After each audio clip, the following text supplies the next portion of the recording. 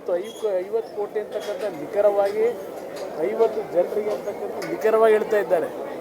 ಸರ್ಕಾರ ಅವ್ರ ಕೈನಲ್ಲಿದೆ. ಹಲವಾರು SITಗಳನ್ನು ರಚನೆ ಮಾಡ್ಕೊಂಡಿದ್ದಾರೆ. ಇದು ಒಂದು SIT ರಚನೆ ಮಾಡೋಕ್ಕೆ ಹೇಳಿ, ತನಿಖೆ ಮಾಡೋಕ್ಕೆ ಹೇಳಿ.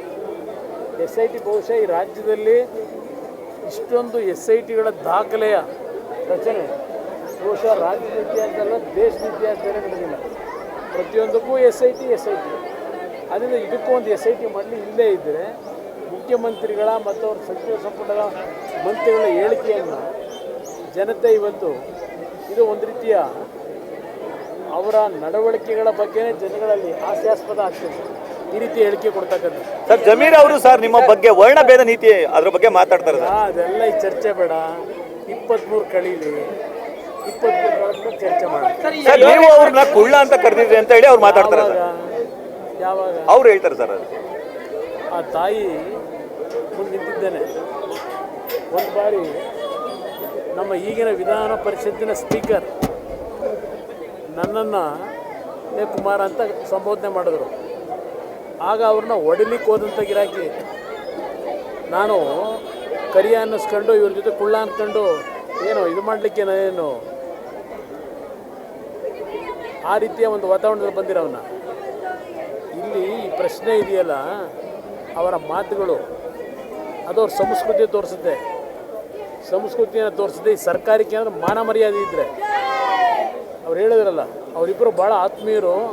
ಆತ್ಮೀಯತೆ ಇದಕ್ಕೆಲ್ಲ ರಾಜಕೀಯವಾಗಿದ್ದಿದ್ದು, ಈ ರೀತಿಯ ಹೇಳಿಕೆಗಳಿಗೆಲ್ಲ ಇದ್ದಿದ್ದು. ಅವ್ರು ಯಾವ ರೀತಿ ಡಿಫೆಂಡ್ ಮಾಡ್ಕೊಂಡಿದ್ದಾರೆ ಮಂತ್ರಿಗಳು ನೋಡಿದ್ದೇನೆ.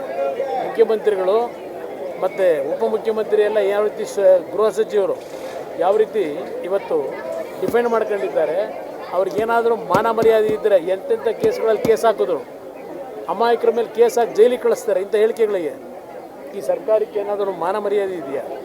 ಈ ರೀತಿಯ ಸಂಸ್ಕೃತಿ ಇರ್ತಕ್ಕಂಥ ಈ ಸರ್ಕಾರ ನಾಗರಿಕ ಸರ್ಕಾರ ಅಂತ ಕರಿತೀರ. ದೇವೇಗೌಡರು ಗರ್ವಭಂಗ ಮಾಡ್ತಿದ್ದಾರೆ. ಗರ್ವಭಂಗ ಅಂದರೆ ತಪ್ಪೇನಿದೆ?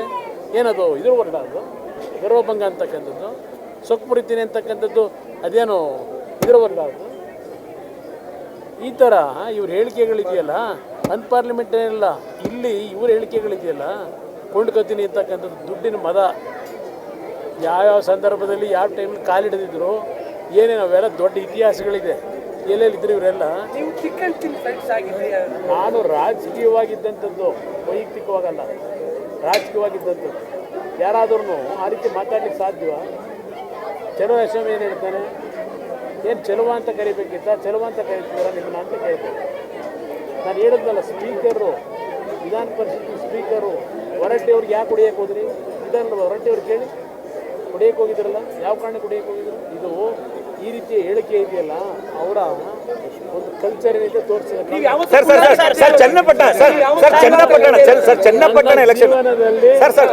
ಎಂದೂ ಸಹ ಆ ಪದ ಬಳಕೆ ನನ್ನಿಂದಲೂ ಆಗಿಲ್ಲ, ಅವರಿಂದಲೂ ಆಗಿಲ್ಲ. ಅವರು ನಾನು ಕೊಟ್ಟಂಥ ಏನು ಒಂದು ಇದು ನೋಡಬೇಕಾದ ಗೌರವ ಮರ್ಯಾದೆ ಏನು ಆ ಮರ್ಯಾದೆ ನೀವು ಊಹೆ ಮಾಡೋಕ್ಕಾಗಲ್ಲ. ಚನ್ನಪಟ್ಟಣದಲ್ಲಿ ನಿಖಿಲ್ ಅವ್ರದ್ದು ಹೇಗಿದೆ ಸರ್? ಜನತೆಯ ಆಶೀರ್ವಾದ ಆಗಿದೆ. ಯಾವುದೇ ರೀತಿಯ ಸಮಸ್ಯೆ ಇಲ್ಲದೆ ಉತ್ತಮ ಒಂದು ರೀತಿಯಲ್ಲಿ ಜನತೆ ಆಶೀರ್ವಾದ.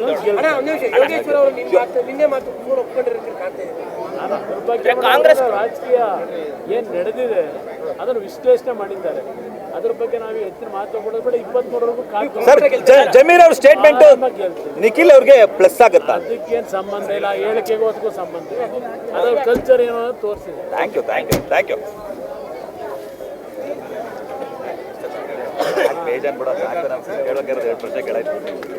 ಹೆಚ್ಚಿನ ವಿಡಿಯೋಗಳಿಗೆ ಪ್ರತಿಧ್ವನಿ ಯೂಟ್ಯೂಬ್ ಚಾನೆಲ್ ಸಬ್ಸ್ಕ್ರೈಬ್ ಮಾಡಿ, ಬೆಲ್ ಐಕಾನ್ ಕ್ಲಿಕ್ ಮಾಡಿ.